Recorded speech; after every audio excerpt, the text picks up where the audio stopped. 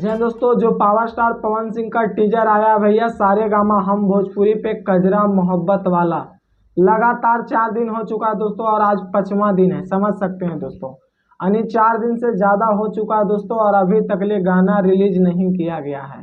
और कब रिलीज किया जाएगा दोस्तों अभी किसी को पता नहीं है। लेकिन हाँ, जैसे ही रिलीज किया जाएगा दोस्तों मैं आप सबको अपडेट दे दूंगा। लेकिन हाँ, जब भी ये गाना रिलीज किया जाएगा दोस्तों मुझे उम्मीद है 1 या 2 घंटा के अंदर में भैया गाना ट्रेंड करेगा। क्योंकि अभी फिलहाल दोस्तों टीजर 11 नंबर में ट्रेंड कर रहा है म्यूजिक सेक्शन में। और उसी से अंदाजा लगा सकते हैं भैया गाना कितना बड़ा लेवल का है। 4 दिन हो चुका है दोस्तों और अभी तक ले पूरा गाना रिलीज नहीं किया गया है।